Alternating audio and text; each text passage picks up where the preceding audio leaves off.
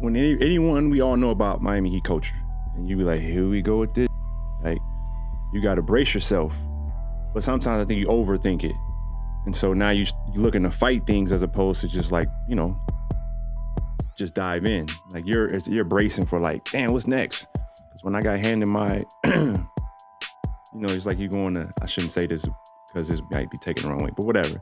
Like when you go to prison, you get handed your orange suit and them flip-flops. I got handed my practice shorts, socks, and then you get your knee pads and a mouthpiece. And I was like, nah, I don't need that. Like, I don't wear knee braces or mouthpiece. He was like, yes, you do. I'm like, bro, I've been in the league for 15, 16 years. Like, I've had success. And he's like, no, you need that. And I'm like, here y'all go.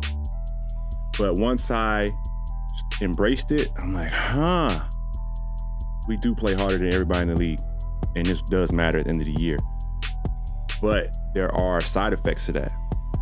And my second year in Miami, we were like last in the league in wide open shot percentage. I had a great conversation with, a few of the coaches, and they've changed a little bit. I've seen that. I noticed that stress of like just being locked in, it affects you when like, don't miss a wide open shot. Cause they work you working out there. Like you work and practice harder in the game. I always tell the guys like, the game is easy. We work too damn hard to be stressed on the court. But your brain is always locked in of like, don't make mistakes sometimes because you're so locked in. We missed a whole lot of wide open shots. And I would look at Duncan, Duncan's my guy. I love Duncan to death. If Duncan missed a wide open shot, you would think like the world's about to end.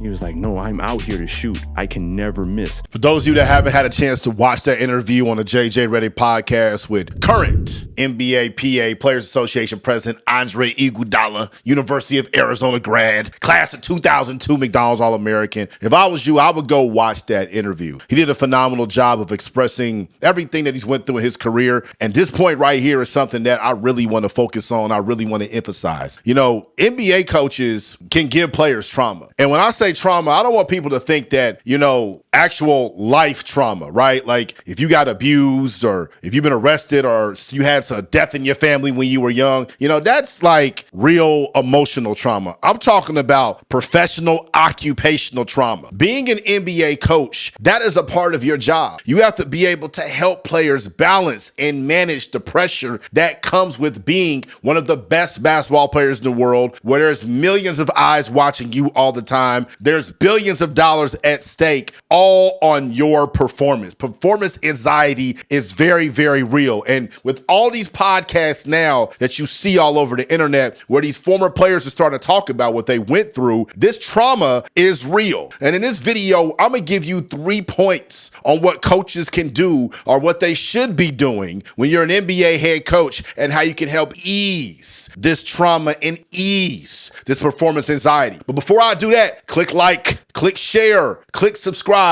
Send this to somebody that's an NBA fan and write in the comments anything that you want me to talk about next when it comes to the National Basketball Association.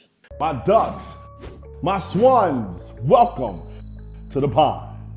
Number one, NBA players want respectful accountability. What does that mean? What is respectful accountability? When I was coaching middle school, high school, even college, right? When I was a young assistant coach or director of operations or graduate assistant, I was around these elderly head coaches. I don't want to say elderly because some of them going to watch this and I think I'm calling them old. Y'all are old now. I'm 41 or y'all in y'all 60s. But when I was a younger coach, those coaches didn't have a lot of tact. And the reason they didn't have a lot of tact is because they were coached by coaches that would call you every single thing out of your name that if you said that to a kid today, he's liable to put his hands on you. And with all the eyeballs that are on players at a very young age, you can go on Instagram right now and you can go look up who the #1 first grader is in the country. You can actually go look up the top 50 first graders in the country if you want to do that. And these kids are being watched and monitored all the way through their entire basketball career, that when they finally get to the point where they are an NBA player, they want to be treated with respect.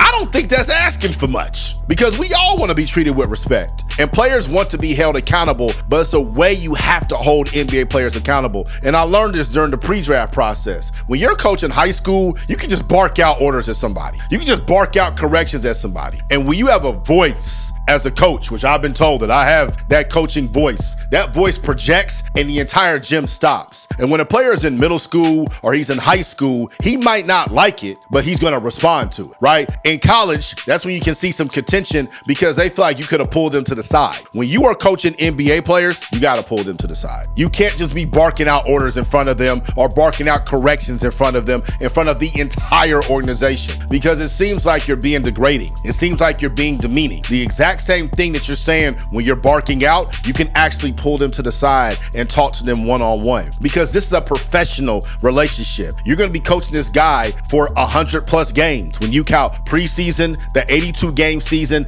and the NBA playoffs. No one wants to be yelled at for 100 games. No one wants to be barked at for 100 games. I want those that aren't in the NBA to think about you at your job. Do you want your manager to bark at you in front of the entire office? Or would you mind your manager just pulling you to the side and telling you what you did good, what you can correct on, and another thing you did good, that's called the sandwich method? Which one would you respond to? NBA players are the exact same way. They want to be held accountable. They want to be corrected, but you gotta be respectful when you do it. Number 2, NBA players want to know it's okay to make a mistake. The thing that I don't like about lower levels of basketball, high school, AAU, college, as opposed to the NBA, is that the coaches at those levels, they feel like every mistake is the end-all be-all. Basketball is an imperfect game. There's going to be turnovers. There's going to be missed shots. There's going to be late rotations. There's going to be technical fouls. There's going to be bad fouls. There's going to be refs that miss calls. There's no reason for you to lose it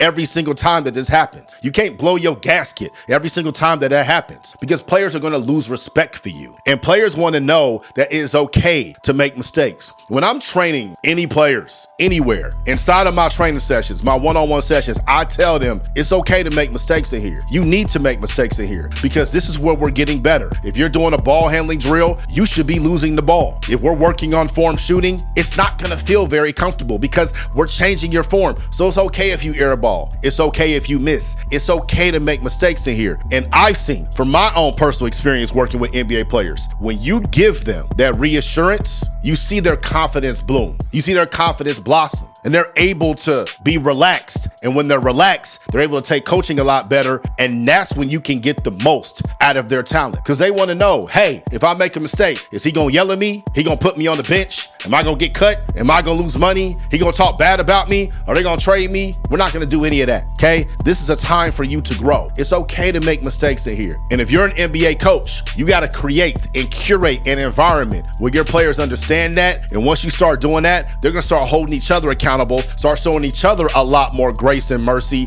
And that's going to lead to a very, very positive culture inside of your NBA team. And number 3, NBA players, they want clear development plans. One of the most shocking things that I saw coaching at Mount Verb, coaching Division I college, coaching NBA players in the pre-draft process, training NBA players one-on-one, is when I would talk to them about their game, when I would break down the film, when I'm pulling clips off of Synergy, and I'm showing these guys, okay, inside of your offense, this is where you're getting your shots. We're going to work on X, Y, and Z this summer. So when you get back in the training camp in September, that you're going to be ready to do whatever your team has asked you to do. Is that most coaching staffs have guys on there that don't know how to make development plans. This is absolutely asinine to me. Because when you look at an NBA bench, it's 10, 12, 15 coaches on that bench. Most of those guys you see behind the bench, those are NBA player development coaches. And it's the job of the NBA player development coach to develop the talent. But most of these guys can't do it. They don't know how to make a development plan. They don't know how to improve somebody's jump shot. They don't know how to teach a guy how to read ball screens. They don't know how to make a scouting report. They don't know how to make a personnel report. They don't know how to break down film. And I know for some of y'all hearing this for the first time, like, there's no way. That dude works in the NBA. He's making 6 figures. Some of these dudes make 7 figures. I'm telling you this from personal experience. They don't know what they're doing. Not everybody, but a lot of people. So because of that, there isn't a lot of clarity. There isn't a lot of direct communication, which leads to confusion. NBA players don't want confusion. They want to be talked to like grown men. They want to know specifically, what do you need me to be good at so I can have the highest value on this team, so I can have the highest value in my contract negotiations, so I can make as much money as I possibly can, play as long as I possibly can, and I can win as much as I possibly can. As an NBA head coach, it is your responsibility to make sure that they have a clear development plan. And I'm talking about as soon as the season ends, when you have your end of season meeting, you should have every month and every week worked out on what they should be doing. You know what agency that they're signed with. You know what trainer that they work with. You should be in touch with that agency. You should be in touch with that trainer. When we're in the gym out in LA, when we're training our NBA guys, a lot of NBA teams, they send, I don't want to say a lot, that's not true. The good NBA teams, they send their head of player development out there. They talk to us. They talk to the head trainer. They talk to the agents so they can see specifically, are we working on the things over the summer that's going to help them when it comes next winter and next spring. And that's why the good teams keep on winning and the sad teams keep on losing. What do y'all think? What are other ways that you've seen that NBA coaches have given NBA players trauma? Whether you're a fan, a coach, a scout, a player yourself, I'd love to hear from you. Write in the comments below. I'm out the pond. Y'all stay true. Easter Sunday, gotta call my uncle's car.